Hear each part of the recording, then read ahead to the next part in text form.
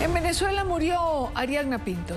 Tenía tan solo 20 años. No cayó en una protesta, no fue asesinada en una redada. Murió lentamente en su casa, tras salir de una cárcel venezolana donde su cuerpo y su alma fueron quebrados. Tenía diabetes tipo 1, hipertensión. Necesitaba de cuidados constantes que le fueron negados. Fue detenida arbitrariamente, acusada sin pruebas, como tantos otros en Venezuela. Su madre, única red de apoyo con la que contó, hizo todo lo posible por recuperarla, pero la libertad llegó tarde. Ariadna fue liberada el 7 de diciembre en estado crítico. Su deterioro no se detuvo y falleció el 10 de mayo tras días de hospitalización, envuelta en el silencio, en ese que el régimen impone a sus víctimas. Mientras la muerte de Ariadna ha llenado de indignación a los venezolanos, otra familia levanta su voz de alerta. Yosnar Baduel, preso político, recluido en el Rodeo 1, hijo del ex ministro de la Defensa Raúl Isaías Baduel, quien también murió en custodia del Estado. Más de 3 meses lleva Yosnar sin visitas familiares, sin comunicación de ningún tipo. Hoy, organizaciones de los derechos humanos y su hermana, Andreina Baduel, exigen una fe de vida. ¿Cuál es su estado? ¿O acaso lo están dejando morir en silencio, como ocurrió con Ariadna? Yosnar padece enfermedades preexistentes y no recibe atención médica. La pregunta es, ¿hasta cuándo las cárceles del régimen seguirán siendo centros de tortura disfrazados de justicia? Y mientras el silencio continúa sobre las víctimas, en las últimas horas el régimen ha intensificado su maquinaria de terror. Maduro y su estructura criminal transnacional han secuestrado y desaparecido a nuevos rostros, defensores de los derechos humanos, activistas, líderes políticos. Eduardo Torres, abogado, defensor de derechos humanos, fue secuestrado el 9 de mayo. Juan Pablo Manrique y Jesús Manrique, no hay información oficial sobre ellos. Mario Chávez Cohen, miembro del Partido Centro Democrático, detenido el 6 de mayo. Rafael Torres, coordinador del Proyecto Venezuela en Miranda, detenido también el 6 de mayo. Víctor José Pereda, Raúl Amiel, padre de 2 niños, hijo de la periodista Iris Evia. No es activista político, tampoco social, se dedica al diseño y ventas en Internet. Este es como el muro de las últimas desapariciones. Si lo llenáramos, seguro que no cabría en la pantalla. 90 horas, más de 90 horas, tiene el defensor y activista Eduardo Torres. Ayer hablábamos de él, conversábamos con su esposa. Sus familiares supieron de él la última vez el pasado viernes. Esto, por supuesto, ha despertado las alarmas ante una posible desaparición forzada, que ha sido denunciada desde Provea y también alertada por el Alto Comisionado de los Derechos Humanos de la ONU. Han pasado más de 90 horas que nosotros no sabemos nada de Eduardo, no sabemos cuál es su condición en este momento. Han pasado más de 90 horas donde la angustia, el miedo van ganando terreno. Han pasado más de 90 horas donde no le tengo respuesta a mi hija cuando ellos me preguntan dónde está mi papá. Desde hace 4 días se encuentra desaparecido el activista de derechos humanos Eduardo Torres, abogado y miembro de la ONG Provea. Sus familiares denuncian que han sido horas de tensión y miedo por lo que pudiera estarle ocurriendo. Y es que el pasado viernes en horas de la tarde el abogado avisó a su esposa que salía de una reunión de trabajo y se dirigía a su casa, a donde nunca llegó. Eduardo, la última comunicación que yo tuve con Eduardo fue el viernes, un poco antes de las 4 de la tarde, donde él me informó que ya iba para la casa, que estaba saliendo de la reunión. Su esposa además denuncia que ha acudido a todos los organismos policiales y de justicia, a los distintos centros de reclusión, y en ninguno le dan razón de su paradero. No conocemos el paradero de esta persona, él no se encuentra aquí.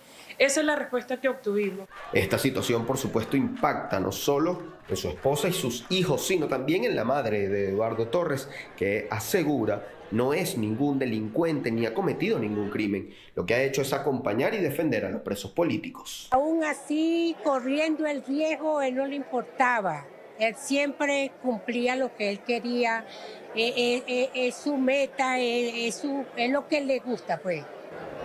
En esta rueda de prensa, el director de Provea, abogado Óscar Murillo, señaló que de confirmarse una posible detención de Eduardo Torres, se trataría de un patrón para intimidar y perseguir a activistas de derechos humanos. Se reafirma con el caso de Eduardo Torres el uso de la justicia y del patrón de desaparición para amenazar, para hostigar y para impedir el trabajo de los defensores y defensoras de derechos humanos. También pidió a las autoridades reflexionar sobre las violaciones que hoy ocurren en Venezuela y que hacen inviable un país de progreso. Este país con desapariciones forzadas, con amenazas, deteniendo personas, atacando a las organizaciones de derechos humanos, apresando defensores de derechos humanos, no es viable. Y esto deben entenderlo claramente las autoridades. A estas denuncias hechas por la familia de Torres y por la ONG Provea respondió en horas de la tarde de este martes el fiscal general de la República a través de un comunicado en el que admitió la detención de Eduardo Torres y lo vinculó a la organización de presuntos hechos de violencia contra las elecciones del 25 de mayo. En su declaración, Saab informó que en el caso de Eduardo Torres, contrario a lo que señala este vocero, ha sido detenido por su vinculación con una trama conspirativa para generar violencia durante las elecciones programadas para el 25 de mayo. Eduardo Torres, a través de una estructura denominada Nodos de Formación Ciudadana, financiada por agentes extranjeros, usaba talleres de formación como fachada para organizar focos de violencia, llamando a la destrucción de los centros electorales y propagando mensajes de odio y aniquilación hacia las autoridades del Estado legítimamente constituidas. Una detención que ha causado preocupación incluso en la oficina del Alto Comisionado de Derechos Humanos de la ONU. La vocera de esta oficina se refirió al caso de Torres, mostró preocupación por el trato que se le da a los detenidos en Venezuela. Entre los casos más recientes que suscitan preocupación se encuentra el de Eduardo Torres, abogado del Programa Venezolano de Acción Educativa en Derechos Humanos. Nuestra oficina continúa preocupada por las condiciones de detención, en particular la falta de acceso a alimentación y atención médica adecuadas. También sobre este caso se ha pronunciado la organización Foro por la Vida, integrada por un amplio número de ONG y agrupaciones civiles y sociales del país, quienes exigieron a las autoridades y organismos públicos tomar las acciones para garantizar la vida, la integridad y la libertad de Eduardo Torres. Miren, yo quisiera realmente poder hablar de otras cosas en relación a Venezuela. Ayer creo que les comentaba que esto es una información repetida, que esto es una información cotidiana, donde solo cambia el sujeto, el desaparecido o el preso. Es como tener un álbum de barajitas, el del régimen, que las va llenando con caras distintas. Y los ciudadanos tenemos otro álbum de barajitas donde vamos coleccionando las mentiras de Tarek William Saab o de algún otro funcionario y de la conspiración que se inventen para poder justificar las detenciones de los defensores de los derechos humanos. Y usted dirá, ¿y por qué no hablamos de otra cosa? Porque no se puede, porque hay que insistir, porque hay que denunciar, porque hay que ponerle rostro a las acciones del régimen de Nicolás Maduro. Porque hay que denunciar cada día cuánto se llevan, a quién se llevan, dónde está fulano, dónde está mengano, quién lo tiene, para que el mundo entienda que en Venezuela de normalización no hay nada. Quizás no lo entiendan los que quieren participar en el proceso electoral del 25 de mayo.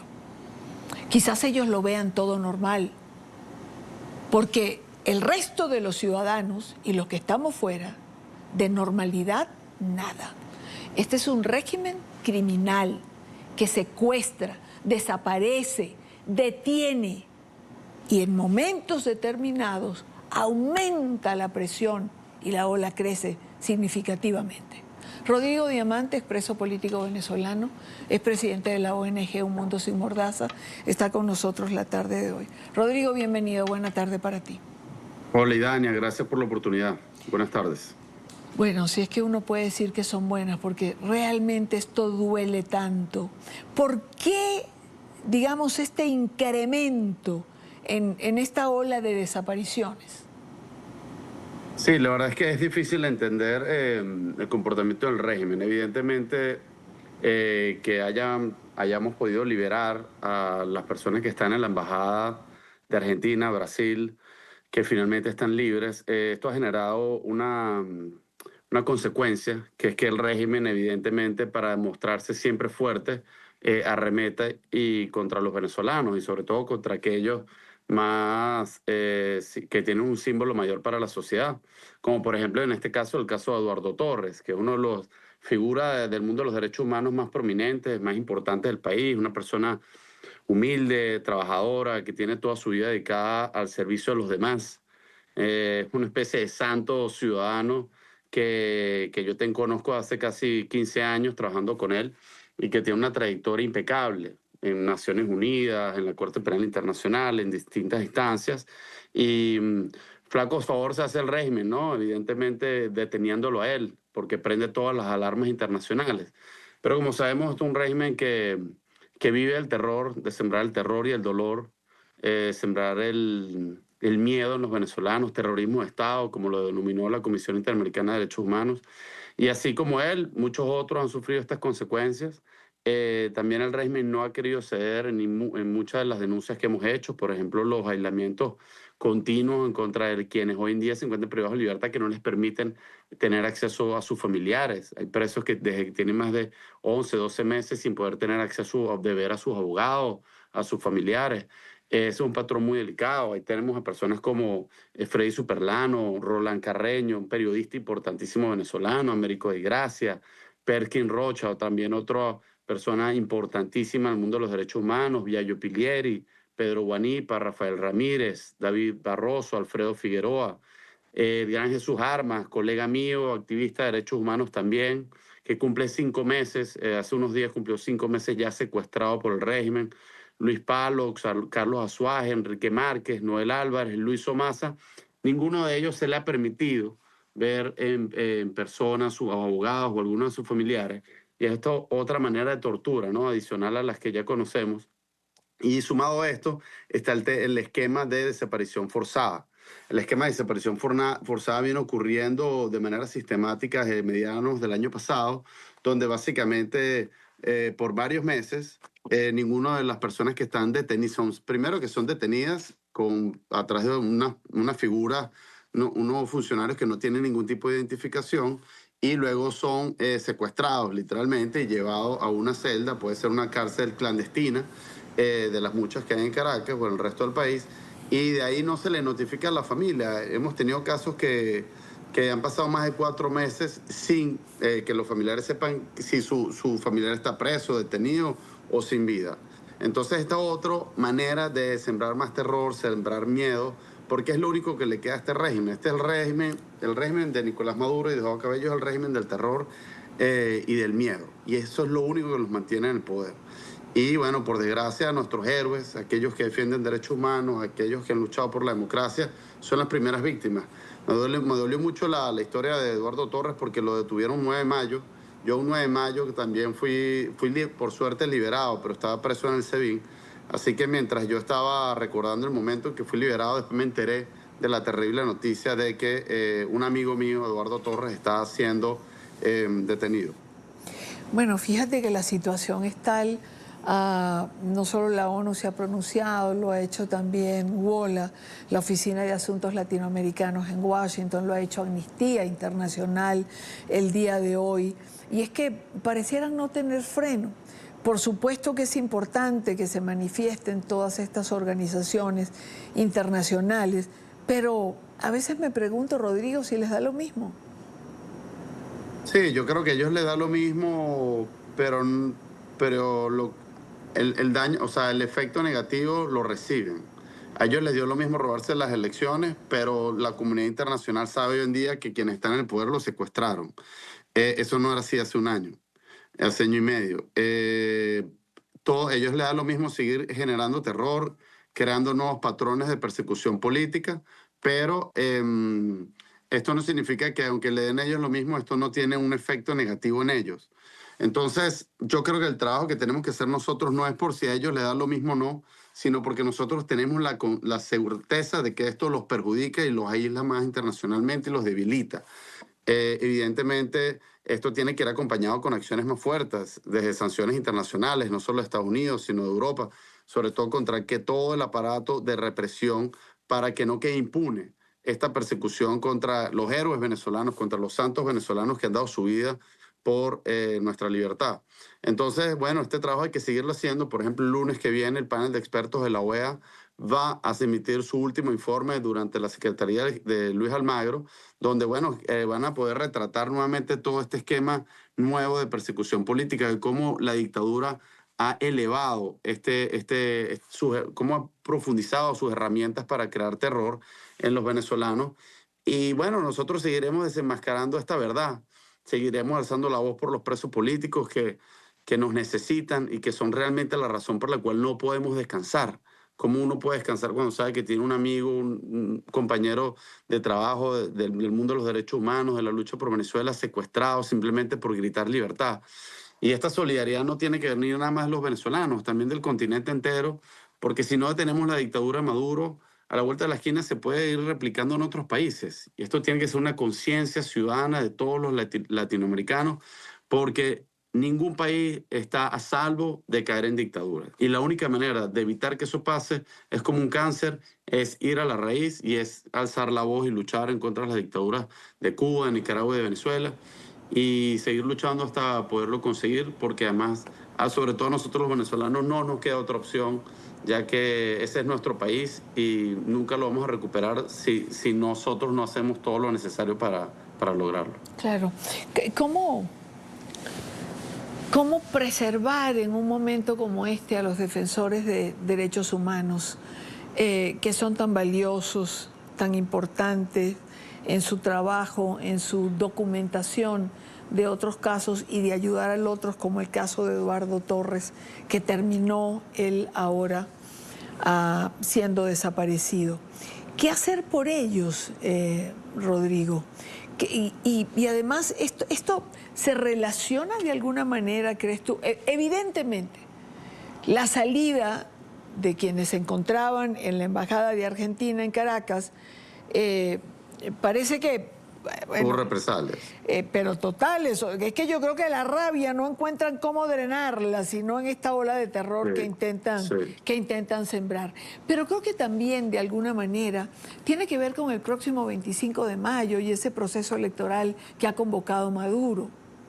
Proceso electoral, bueno, que se va a conseguir con el desierto, ¿no?, de los venezolanos, porque no van a participar, porque toda Venezuela sabe de los militares, todos los venezolanos que ganamos, casi con el 70% de los votos, y el resto del país sabe que se robaron los resultados.